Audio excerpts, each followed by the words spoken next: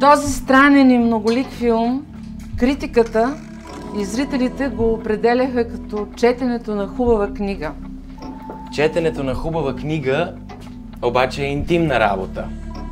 Затова сега аз, Боян Арсов, и актрисата Станка Калчева ще ви предложим нещо друго. Интимна среща с героите от една пиеса на Анна Топалджикова.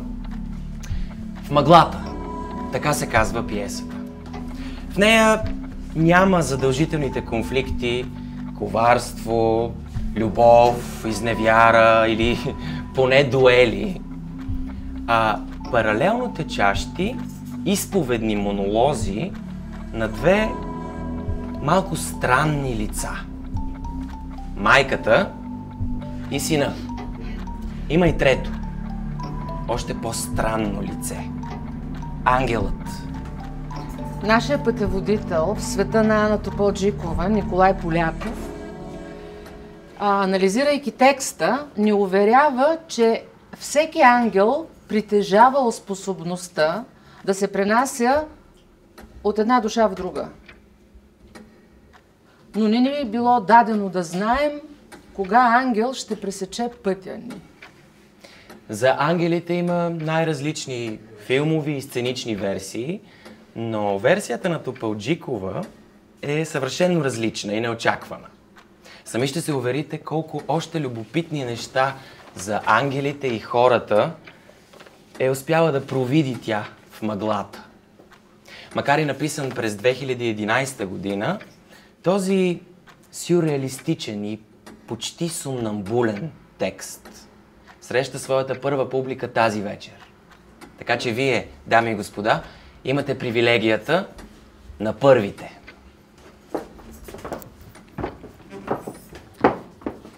И така, реещи се в мъглата.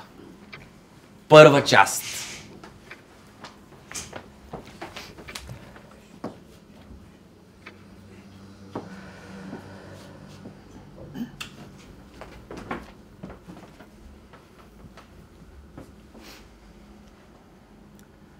Слизам с ескалатора надолу към подземния етаж на гарата. Нощ на гарата е нещо, което не ми се е случвало. В купето вече съжалявам, че в бързината не взех спален вагон, но може би пък така да е по-интересно. Розово прасе. Тези две думи са се окопали там някъде между мозъчните ми гънки, като дебела розова лампичка и сигнализират за себе си много често. Сутринта се разминахме пред хладилника. Бях закачила магнит с картинка на прасе. Приличате си, каза мъжът ми и ме щипна по бузата. Събличам пълтото и го закачам до на кукичката под багажника. Докато се обръщам в теснотията, за да седна, виждам, че мъжът от отсрещната седалка отбелязва с поглед ханша и бедрата ми, едрите ми бедра. По-възрастен е от мен и добре възпитан, бързо отклонява поглед, вместо да продължи да ме оглежда. Отхвърлям бързо предположението, че му изглеждам дебела. Може би харесва едри бедра. До него спи жена с очила. Очилата й са изпотени, полуотворената уста едва чуто подсвирква. Розово прасе. Няколко години късах билетите в едно кино. Когато салонът угасне, сядах на някоя от крайните празни места и се сливах с общия поглед напред и нагоре към светещия екран, в очакване на приключението, на влизането в просветващия правоъгълник и оставането там, дори след като е изгаснал. Вървейки из София, разпознавах парижки улици. Докато отивах да си платя тока, се оказвах ненадейно въвлечен в престрелка. Прекосявайки някаква подредена градинка, изведнъж потъвах в пустинята или провирах коня си през трудно проходима местност. Разсичах сплетените клони с нож и само далечното бучене на река подсказваше, че някъде наблизо минава булевард. Преди няколко седмици тъпно тръгвах за работа и се оглеждах пред огледалото с една нова блуза. Мъжът ми не беше я виждал. Когато мина зад мен, зад гърба ми и за момент си представих, че би му харесала. Гледай да не прелееш, каза, докато отминаваше към кухнята с насмешливия тон, с който иронично се обръщаше към мен от известно време, като че ли всичко, което казваше, трябваше да бъде чуто от някакви зрители, които ни наблюдаваха и се забавляваха с остроумието му. След малко, вече с пълто, влязох в кухнята да се обадя, че тръгвам. Той ядеше прав руска салата, направо от купата, имаше сенки под очите, беше след нощно дежурство, може би имал тежка операция. Салатата беше каквато той я обича, много ситно нарязана, с прашка шунка и маслини. Харесвах високия си ръст и големите черни очи, заради които жените въздишат по Анди Гарсия. Разпознавах се като латинотип и живеех живота си лениво. Наслаждавах му се с чувственост. Понякога тръгвах след някоя жена на улицата, само защото поклащащата се ленива походка напомняше Моника Вити в някой от филмите на Антониони. Пресичах Раковски и свивах след нея по малките улички, които продължаваха навътре, в червената пустиня. Понякога оставах по-дълго с жена, само защото умееше романтично да страда, като Мишел Пфайфър в Опасни връзки. Или беше арогантна и ексцентрична, като жените на Дейвид Линч и Тарантино. Но никога, дори за миг, не успях да се заблудя, че съм срещнал божествената Катрин Деньов. Понякога нощем ставах, отивах до хладилника, гледах през прозореца, редки минувачи, бездомно куче, светване, изгасване на светлини и много често един прозорец на гърба на ниска кооперация отсреща. Възрастен мъж по пижама, приведени рамене, походката унила, татрузи чехли вероятно, но една нощ го видях наметнат с военен шинел, изправен, изопнат, достолепен, и тогава го познах. Полковникът. Спомних си го. Дъщеря му ми беше съученичка. Класната ни го обожаваше. Какво ли не издейства за нашето училище и за нашия клас. Тогава той можеше всичко. Нашите го мразеха. Мразеха полковници. Мразеха всичко, което той означаваше за моето семейство. Дядо ми беше умрял в концлагер и точно за това се срамувах, че малко по малко започвах да усещам този полковник като съучастник. Като мой единствен партньор в нощните ни бдения. Когато закриха киното, изпаднах в някакво вцепенение. Цяла седмица стоях пред екрана на прозореца и наблюдавах, без да виждам, движението навън. После опитах да гледам филми на видео. Седях на канапето пред телевизора и изпитвах телесна болка от наслагването между живота там и преминаването на телата на майка ми и на баща ми пред екрана. Засичането между изреченията вътре в кутията на телевизора и тези вътре в стаята. Издебвах часовете, когато баща ми отиваше в болницата, а майка ми в библиотеката, натисках копчето на дистанционното и целия се изопвах в очакване.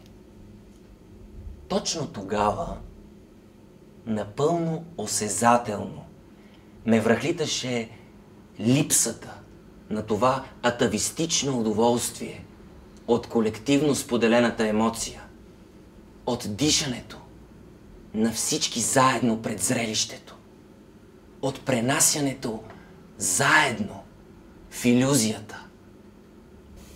Чух! Туп-туп-туп, туп, туп-туп-туп. Нечие сърце се блъскаше извън обичайния ритъм. Искаше му се да спре, искаше му се да спре, знаех го по себе си. Крилете ми тежаха, исках да увисна между небето и земята и да си почина. И все пак се спуснах към следата. Ритмичното тотене се приближаваше.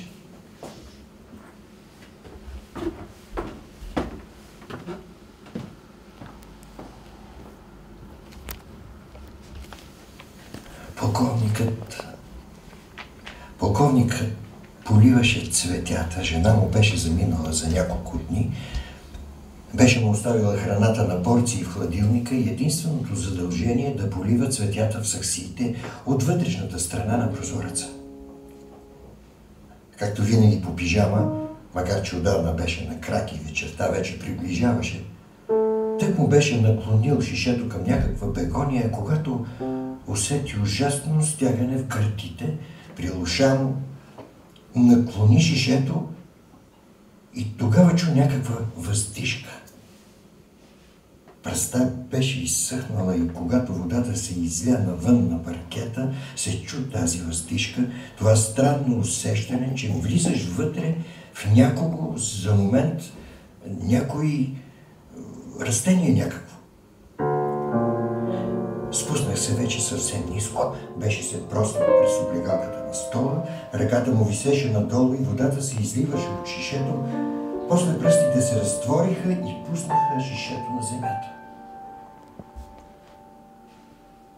Погледнах малкото петънце на челото, там където художниците рисуват третото око.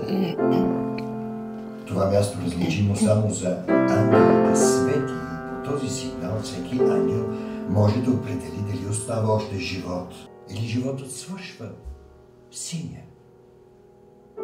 Светлината на третото око е създадена, за да даде знак за последната крачка в пътя от сам и първата в пътя нататък. Надвесих се над челото на полковника, окото светеше в червено. Беше просто инфаркт.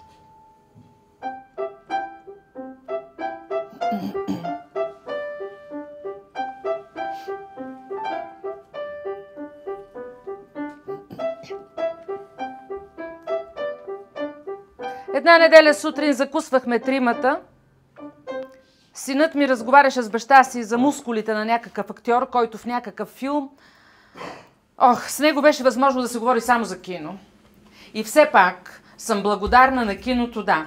Ако имах навика да ходя на черква като майка си, щях да паля свещ за здравето на киното. Някъде в края на гимназията открихме с баща му, че пуши марихуана. Редовно и се беше отнесъл съвсем. Баща му искаше да го прати на някакво лечение и тогава, изведнъж, той се пристрасти към киното. Някак неусетно премина от едното към другото. Киното изгря като щастлива звезда на небосклона на нашия дом. Оставихме го на мира, не му натяквахме вече, че не се хваща за нищо сериозно, отложихме всякакви разговори за избора на професия. И тая неделя сутрин двамата се бяха задълбочили в разговора за мускулите на онзи актьор в онзи филм, когато ги прекъснах. Казах само, че надали е нужно тези мускули да бъдат толкова много. Жените може би не ги харесват такива. Аз, например, не обичам мускули. Не бях сигурна дали синът ми въобще ме чу. Мъжът ми само каза, не прекаляваш ли с филийките? И разговорът им продължи. Отказах се от намерението да изям още една тънка препечена филийка. Той предпочита слаби жени, каквато и аз бях преди време. Знам, че не съм грозно дебела. Мъжете доста ме заглеждат. Когато понякога идва при мен през нощта, няма проблем с наедрялото ми тяло. Дори като че ли без да си признава, намира нещо приятно в него. Преди заспиване обикновено пощипва и потупва най-пухкавите ми места и промърморва козуначетата ми. Започнах работа като санитар в Пирогов. Бутах количката във вътрешния двор на болницата, между едната и другата сграда. Превозвах нечие тяло, покрито с чаршаф. Като това тук, вероятно мъжко. Доста издължено, но би могло и да не е на мъж. Бих могъл да проверя. Но тялото вече нямаше пол. то бе вече ничие. Скоро щеше да е пепел, ако близките предпочитаха кремация. Но ако нямаше близки, тогава пепелта беше неизбежната му следваща трансформация. Свободни тела, предадени на огъня и пепелта, вероятно изсипана после някъде в задния двор. Облягам се назад и се унасям в тракането на колелетата. И изведнъж чувам отчетливо и шеговито в ухото си розово прасе. Стисвам устни в притеснение дали аз не съм подсвирквала на сън. Жената с очилата все още спи, в пълна тишина покрила главата си с висящото до нея пълто. Мъжът, който харесва плътни бедра, чете вестник. Сетих се за полковника. Вече трета нощ. Прозорецът на полковника оставаше тъмен. Не се появи и в хола, където го виждах понякога. Срамувах се да допусна, че ми липсвам. Мразех полковника, но от друга страна, човекът с пижамата беше ново присъствие в живота ми. То не се покриваше напълно с полковника, макар и да имаха нещо общо, така че аз продължих да чакам появяването му. Най-после, на четвъртата нощ го видях да преминава от хола към стаята си. Беше наметнат с шинела и за първи път отвори прозореца. Невероятно! Правеше хартиени самолети и ги хвърляше навън. Валеше сняг, рехави снежинки. Един от самолетите се приближи съвсем до моя прозорец. Вятърът го пое и го закачи в клоните на малкия кипарис на балкона ми. Приех го като знак. Знак за промяна. Преминавах през зеленината на огрения от слънце двор. Заобикалях Параклиса, чиято притворена врата приканваше отчаяните да се отбият за малко надежда. Предусещах спускането. Обичах да се оставям тежестта на количката да ме тегли надолу. Надолу по стръмния мост, който водеше от двора към подземията на болницата. Изправен на входа на тунела, задържах за миг количката, преди да я пусна с лек тласък напред, по нанадолнището, към тъмното лоно на подземния коридор. Едно последно приключение, приятел. Количката политаше. Тичах надолу след нея, вятър фучеше в ушите ми, тялото под чаршафа ритмично подскачаше от възторг. Излизам в коридора и се заглеждам през прозорец. Нощта навън не е съвсем черна.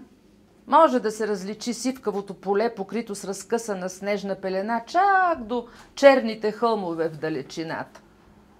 Сребриста безшумна река се протяга и разгъва под острия лъч на луната. Плъзга се успоредно на влака и нищо не подсказва, че дълбоко в себе си бърза да се излее в морето. Струва ми се, че чувам дишането й дълбоко и пълноводно, а може би диша жената с очилата, без да я забележа, излязла от купето, облегната близо до мен, не откъсва очи от реката. Свих наляво, после дълго направо, от всякъде пълзеше мрак и някакво тревожно предчувствие, че еуфорията на спускането е безвъзвратно приключила, а в това ново пространство се носеше само тихо жужене от някаква инсталация и миризма на разтвори, които вероятно унищожаваха всичко. Никакъв шанс за бактериите и гъбите, за всички онези милиони организми, които виреят от или заради нечий живот. Реката изчезва, в далечината блестят разпръснати из полето светлини, сгъстяват се с приближаването към някаква малка гара. Не съм предполагала колко унила изглежда малка гара сред тъмно поле през нощта. Доволна съм от професията си. По цял ден между книгите в библиотеката чета много. Вкъщи продължавам да чета във всеки свободен момент и най-вече вечер в леглото. В неделя често се случва да оставам сама вкъщи, устройвам си малки оргии, пускам музика, която обичам, чета по Луис, легната на канапето в хола и около мен купчини, съсядки, пуканки, дребни сладки. Изпадам в паника, ако се случи да остана без книга за четене, затова се запасявам с по няколко до леглото си. Нахвърлям се върху новата книга и я поглъщам с апетит. За щастие от четене не се дебелее. Тялото лежеше под чаршафа притихнало, в примирение от неизбежността на това място. И тук, както обикновенно, започвах да им разказвам епизоди от филми. Всеки път различни, но никога не откривах закономерност или логика на появяването им. Това тяло тук извиква нещо от къщата на духовете. Онази страхотна сцена с препускането на колата в някакво поле. Катастрофата и отхвърчалата в храстите глава. Какъв странен начин да се разделиш с майка си. Това беляза Мерил Стрип завинаги. Но в тази сцена имаше и някакъв особен хумор. Тя беше оптимистично оперетна. По някакъв начин забавна и до края оставаше усещане за смъртта като за шега. Като леко преминаване от едно към друго, но все пак оставане в същото. Във всеки случай беше подходящо избрана. Все така, опънато под савана си, тялото изглеждаше вече доста ободрено. Такова го предадох на следващия санитар, който го откара към хладилниците. Колко интересно би било санитарят да развие разказа от тук нататък, без да е гледал филма. Връщах се за следващото тяло. Сутринта още нямах представа, че ще тръгна на това пътуване. Бях извадила нещата от големия бюфет в хола и го чистех. Попадна ми кутия с снимки. Последното ни отиване до морето преди година и половина. Тримата на плажа, аз в Зеленбански. Недоумявах. Как съм се показвала така пред всички? Изобилието на тялото, което преливаше над врязаните в него парченца зелен плат.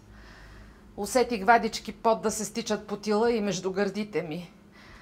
Зад обилната моя плът, морето беше съвършено.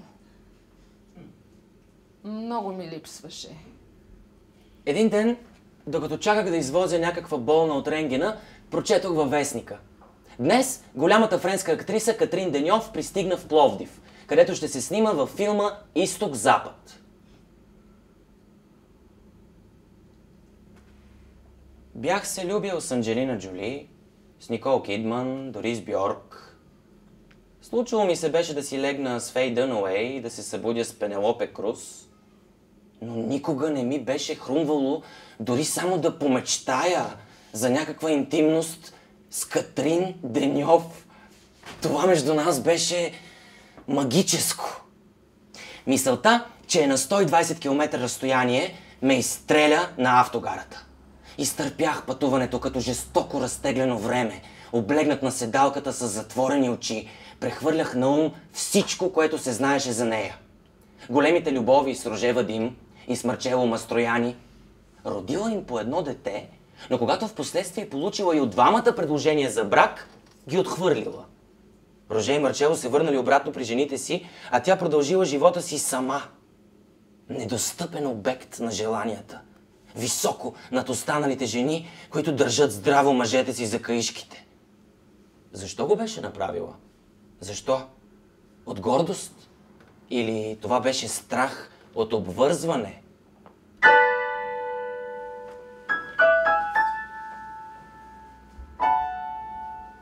Някога сънувах, че съм ангел. Или винаги съм бил ангел, но тогава още не съм го знаел. Човешкият ми период бил е нещо като състояние на какавида. И все пак, кой съм сега? Има различни ангели.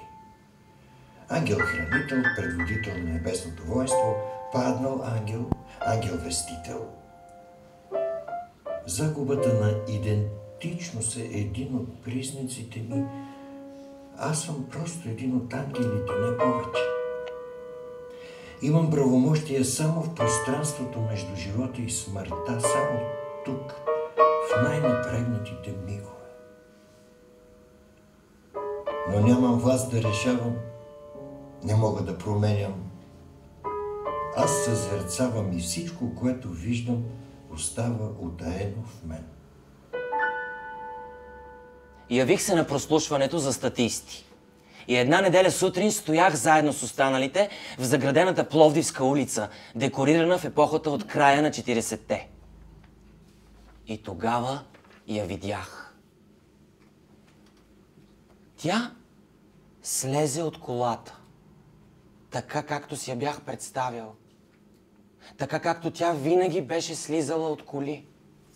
Изправи се и се огледа много бавно, обръщайки глава в посоката, където аз, слял се с една сива групичка минувачи, изпращах мощен лъч кондензирана енергия. После тя тръгна бавно към нас, с тази нейна походка, нехайна и съвършено женска. Дадоха знак на масовката да тръгне. Цяла група забързани минувачи, които да й пресекат пътя и да я забавят. Крачех като на сън. Когато се изравних с нея, залитнах. Не успях да се задържа и се строполих в краката й. Лежах долу и гледах глезена й, почти до носа си. Високата, изящна извивка, черната обувка, с тънка каишка, също като в Дневна красавица. Помислиха, че ми е зле. Спряха снимките. Тя се наведе към мен. Ето това е. Това е най-високата точка.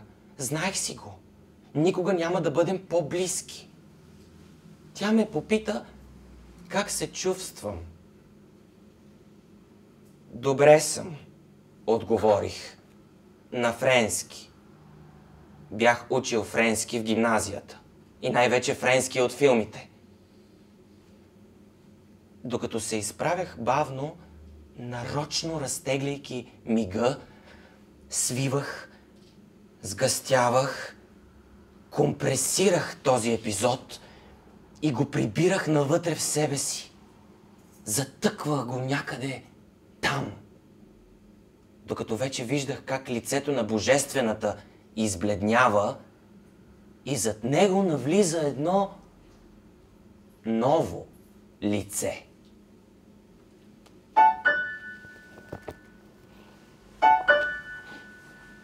Понякога, когато се загледам в лицето на някого, разпознавам какво ще се случи. Ще излъже, ще открадне, ще унизи, ще предаде, ще убие. Така че знам, но нищо не мога да направя. Нито пък за онзи, който ще бъде излъган, ограбен, унизен, предаден, убит. Аз самият имам нужда от ангел, който да ме пази от такива гледки, да ме успокои, след като съм го научил, да кръжи над мен, както аз кръжа над тях. Да се спуска наблизо, така че да почувствам невидимата близост, както когато страхът, усещането за потъване в пясъци, за самота, за разпадане. Лицето на Божествената избледнява и зад него навлиза едно ново лице. Странно лице. На лявата буза имаше синкаво рождено петно, като голяма запетая. Представих си как природата се е спряла за малко, разсеяно загледана към следващото лице, само за миг, колкото да сложи запетаята и е продължила нататък. Лице толкова различно от всички останали. Самото то примирено с това, че е белязано. Момичето ми подаде чаша фреш. Вероятно тък му го беше купила за себе си. Изпих сок на един дъх. Не свалях очи от запетаята. Белязаното лице се оголеми и запълни целия екран. Беше скриптерката. Разпознах я от дъската с тебешир в ръцете й. Зад прозореца на влака виждам голо зимно поле. Постепенно светлината на утрото очертава в далечината скелети на строежи, кранове. Влакът преминава над висок мост, под него порутените бордеи на циганската махала. Все повече навлизаме в зоната на града. Грозни новопостроени блокове се редуват с кичозни новобогаташки замъци, които достигат до самото море, тежко потънали в пясъка с огромните си бетонни туловища, насичат сияйната празнота, в която водата се среща с небето. Следващите 2 дни валеше. Снимките пропаднаха. По цял ден висяхме в кафенетата. Еднообразието на дъжда създаваше усещането, че много дълго, неизвестно от кога, обикалям с това момиче и неговата запетая. Не бяхме си лягали през нощта. Заспивахме за малко по различни столове и пейки. Понякога се облягахме един на друг, почти не разговаряхме, говорех само аз. Разказвах за някакви пътувания. Появяваха се епизоди с скитания, визии от филма «7 години в Тибет». И после попаднахме в онази пустинна местност с червеникавия варовик от Забриски Пойнт на Антониони. И голите преплетени тела, които изникваха навсякъде върху тази фактура, която напомняше извънземна повърхност. Тя мълчеше и слушаше. Мислех си, че тя също вижда всичко това. И после вече късно през втората нощ, минах след нея през някаква врата. Имаше много стъпала надолу. Дълъг полутъмен коридор, осветяван дискретно от стените и от тавана, и влязохме в една зала. Почти празна. Само голяма маса и няколко канапета, няколко стола и навсякъде преливащи полуголи или съвсем голи тела на двойки, тройки или дори сами. Всички заети с телата си. Разпознах мястото. Да, беше широко затворени очи.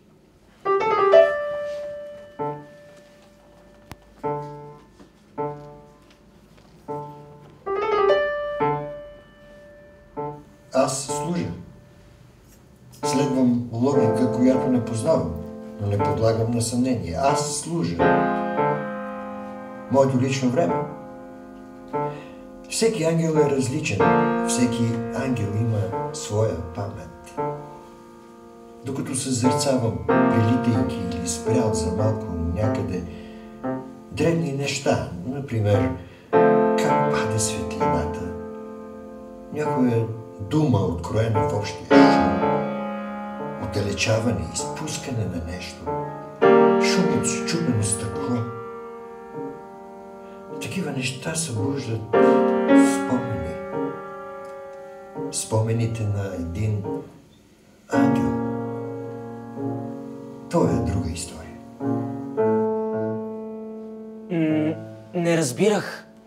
Не разбирах как така тя ме доведе тук. Беше последното място, в което бях очаквал да я видя. И после тя се плъзна някак между случайно преминаващите крака, гърди и задници и аз я изгубих. Търсих я. Понякога спирах пред някоя странна скулптурна група, за да разбера коя част от тяло на кого принадлежи. И после пред една жена с маска на прасе, която много ми напомни на момичето с запетаята, макар че никога не бях виждал тялото й. Наистина беше фантастично съчетание между идеално изваяното тяло с грациозна пластика и свинската глава. Доста натуралистично направена, почти като жива. Може би с тази невероятна глава не смееше да си потърси партньор. Някакъв мъж с дълъг клюн на мястото на носа ме хвана под ръка и ме отведе нататък, в следващ салон. И там я видях. Момичето с белега.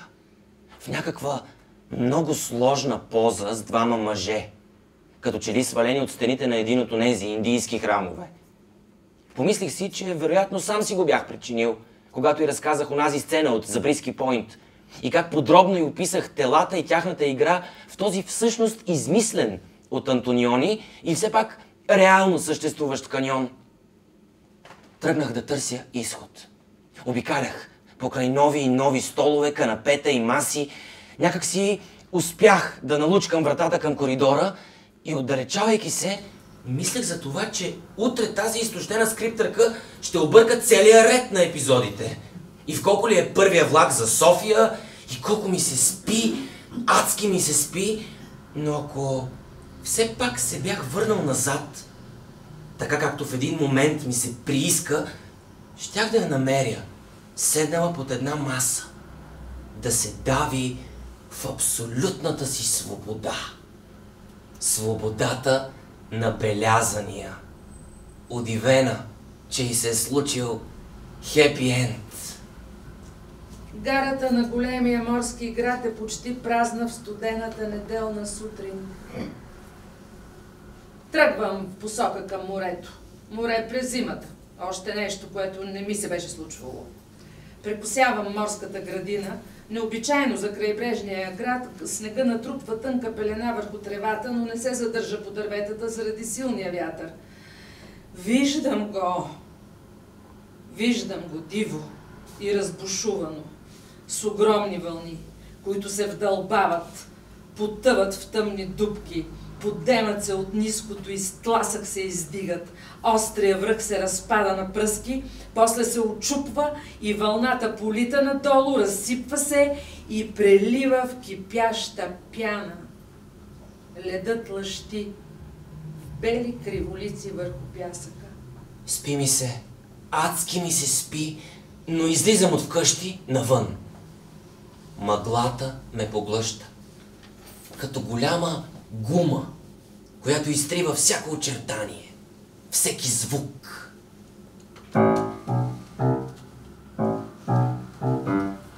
Полковникът отвори прозореца и вдиша с пълни гърди плътните сивкави вълна на мъглата.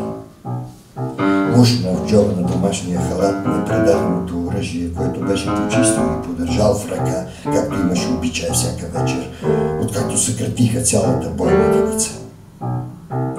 Вече почти половин година се опитваше да влезе в абсурдната логика на цивилния живот. Полагаше усилия и почти успяваше, но винаги в един момент всичко рухваше. Той самият рухваше и оставаше да лежи под спомена за коридорите с цокъл, боядисан се разедава влажна боя.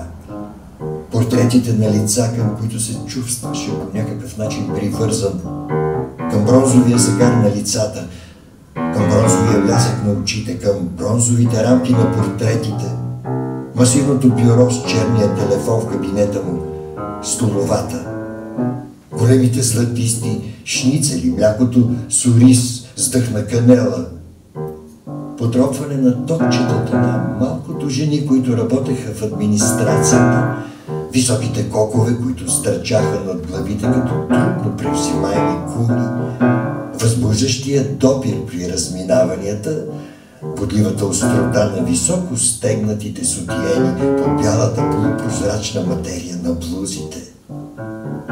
Маршировката на подредените стегнати тела, овладели до съвършенство смисъла да се слеят с оръжието. Възбудата.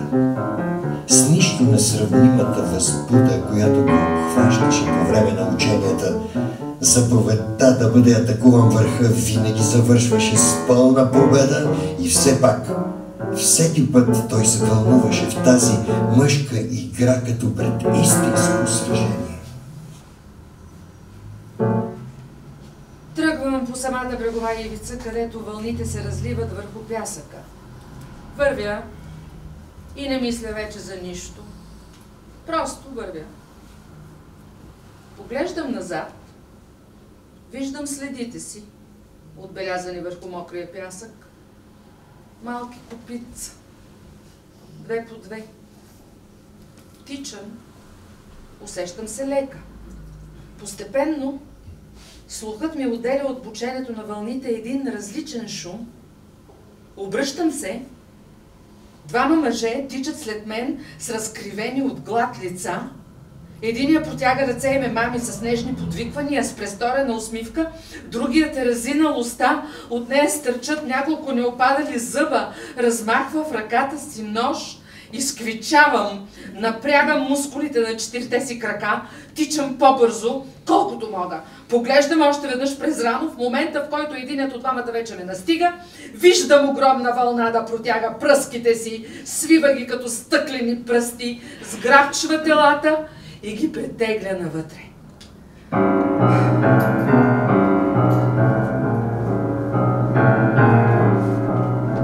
Полковникът излезе от стаята. Вървеше в полутъмния коридор, без да светва лампата.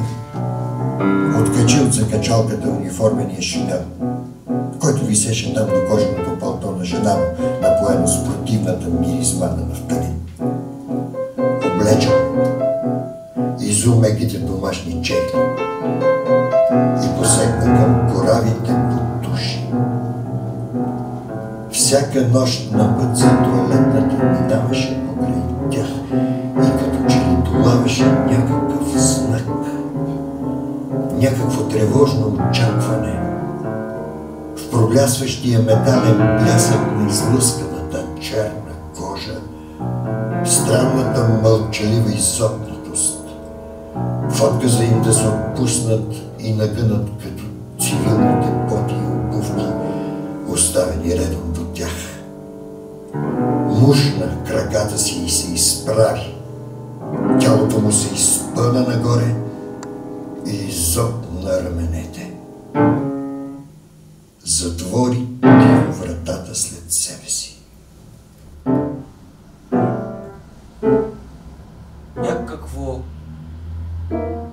Някакво странно бучене приближава към мен през мъглата. Постепенно различавам шум на вълни. София не е град на река, нито град на море, за съжаление. Не разбирам къде се намирам и по-скоро къде се намира мъглата, в която съм напъхан. Усещам някакъв лек полъх, докосване, шумолене до ухото, нещо като думички, без особено значение, прошепнати от майка на дете, успокояващи, залъгващи, приспиващи. Майка ми не се беше прибирала от доста време. Забелязахме отсъствието й, когато храната свърши.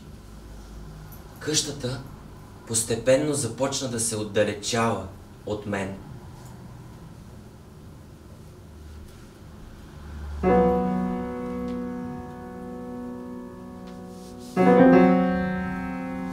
Полковникът пресече дворчето пред старата ниска кооперация.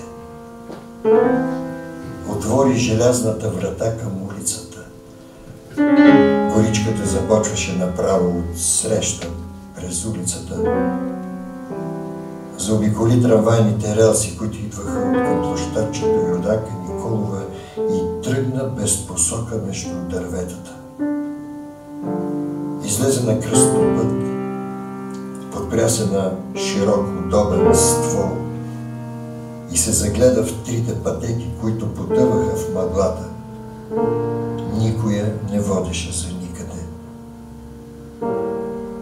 Мъглата се изправяше и ограждаше мястото с мека, непреодолима стена. Беше нещо като стая, потънала в чаша чай с мляко, така както жена му го беше научила да пие чая си. Опита се да си спомни лицето. Пред очите му изникна вдървено изправена фигура в гръб, с тъмна коса, опъната във висок кок. С облегчение видя как мъглата погълна и нея. Мъглата остава около мен все така плътна. Свивам по странична уличка, която слиза стръмно надолу към силуетите на дърветата. Тръгвам по пътеката с усещане, че вървя в приказка.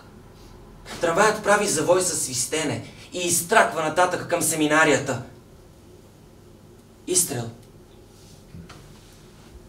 Изстрел. Съвсем отблизо. Или звучи така, заради мъглата. След няколко крачки виждам паднало дърво. Или човек. Приближавам нещо черно и лъскаво. Ботуш. Обут върху изопнатия крак на мъж. Дясната ръка още държи пистолет.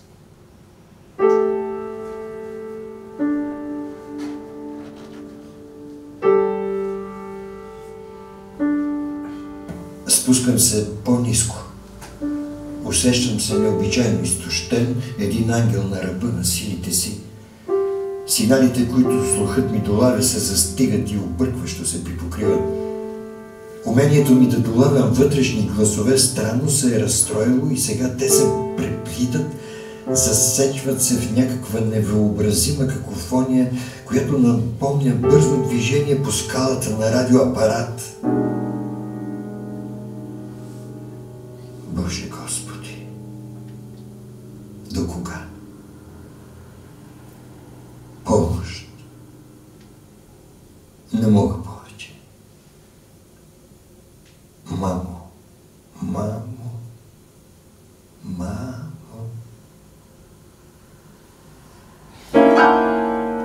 Слизам още малко надолу и се гмурвам в мъглата.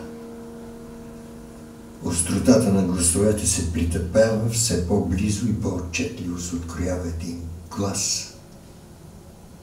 Приземявам се до проснато тяло и изправя до него мъж. Тялото лежи по гръб, изглежда съвсем безжизнено. Върху гърдите тъмнее с петно кръв. Неподвижният поглед е отправен към сухия ствол на стар дъб. Но третото око свети в червено. Поемам дълбоко дъх, събирам сили и тежко раздвижвам дървеното си тяло. Напрягам рамене и се издигам над земята, но някакъв хладен полъх ме кара да се задържа в ниското и да погледна челото на младия мъж, който стои прав до падналото тяло. Неговата светлина е синя.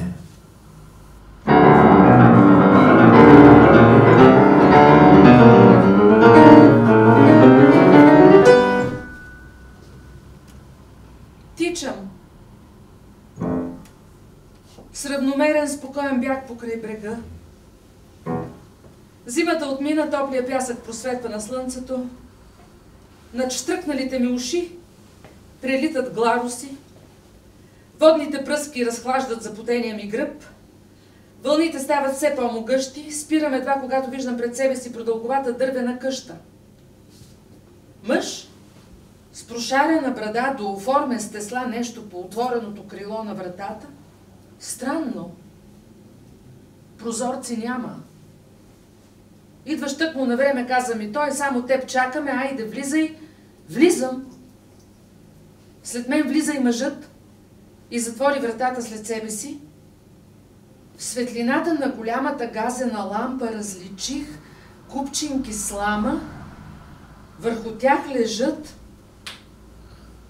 крава и бик, кокошка и петел, тигър и тигрица, гълъб и гълъбица. Само мъжко прасе седи върху сламата с щръкнали уши и ме гледа с наведена настрани глава, маха къса завита опашка, напомня ми за кучето, което имах като малка, сгушвам се до него в затоплената слама. Навън морето ври и кипи, в един миг застива, някъде отвътре, от самите му недра, се чува дълбока въздишка. Събира всичките си вълни в една огромна, която се надига като планина и плавно залива брега, поглъщайки всичко в себе си. На повърхността Остава само нашата дървена къща, плува успокоената водна повърхност, като лодка. Носим се по вълните вече 40 дни. Вътрешността на лодката е като корем на дървен кит. Толкова много различни тела, които смесват дишането, миризмите, допира си в една странна, невиждана хармония. Чакам и си представях досадния разпит в полицията. Писмените показания, дори възможните подозрения. Излизам от гората. Пред очите ми е все същата гледка. Проснатото между дърветата тяло. Стъпвам на широкото платно, където мъглата е по-рехава. Правя крачка и се вцепенявам. Срещу мен се носи кола. Заслепяваме с фаровете. Две кръгли, светещи очи изникват срещу мен, големи, като плочи и втренчени като очите на кучетата пазачи на съкровища. От филма "Огнивото". За шофьора времето тече страшно бързо. Толкова бързо, че не успява да натисне педала на спирачката, съзнавайки, че е безсмислено, прекалено близо е. Но за мен времето тече с друга скорост. Пред очите ми преминава целият ми предстоящ живот. Чакаме някакво работно място, някаква жена след работа, вкъщи, някакъв хепи енд, след който няма нищо повече.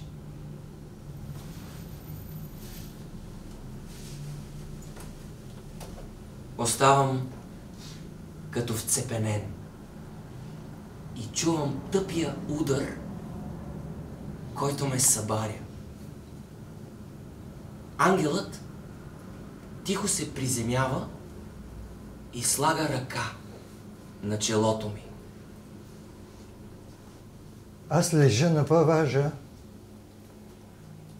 и изпращам с поглед издигащата се фигура на прегазения. Бях щастлив, че му предавам щафетата. Сега искам да спя. Да спя. Да спя. Поне няколко десетилетия.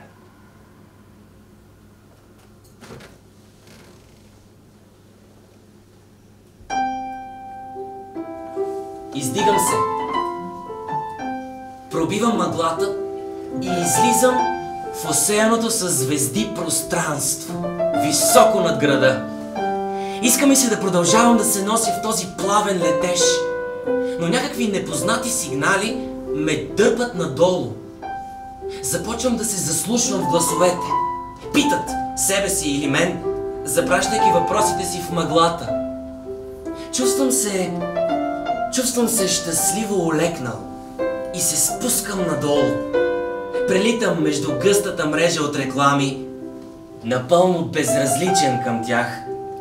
Вслушвам се в гласовете, преизпълнен от таинството на новото си призвание.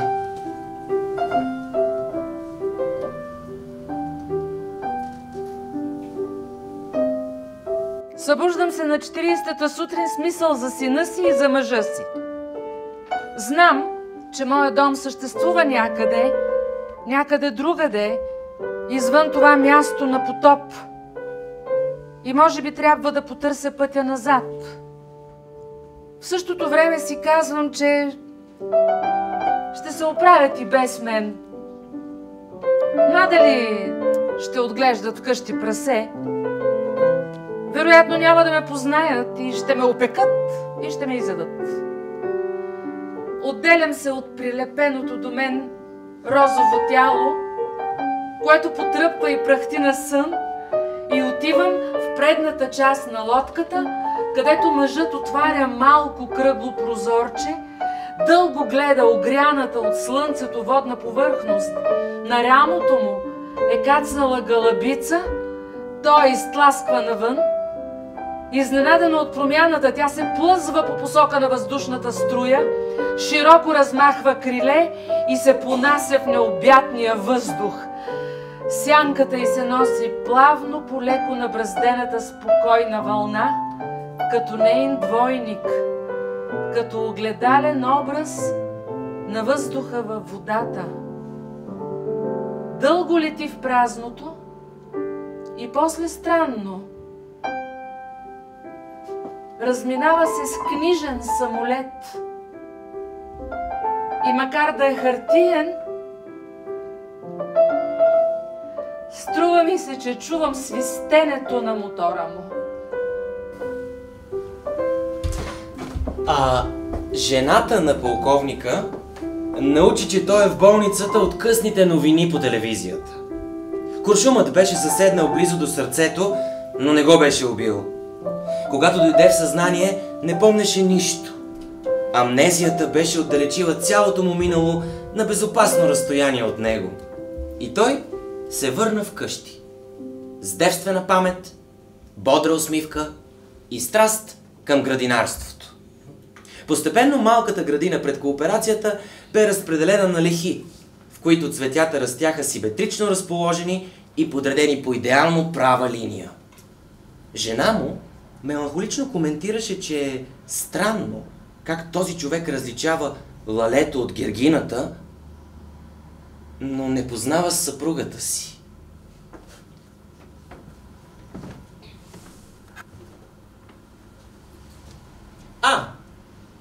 Спомних си напечатаното в тритмента на Криле на желанието. Първо описание на напълно неописуем филм. Тези ангели от второто падение са затворници в своя град завинаги, без изгледи за спасение или за връщане в небето. Те са прокълнати да бъдат свидетели, вечни зрители, без да могат по никакъв начин да въздействат върху хората или пък да се намесят в хода на историята. Те не биха могли да помръднат даже пясъчно зранце. В този спомен за филма има сладка тъга, нали? Но нищо вече не може да наруши възторга ми. Летя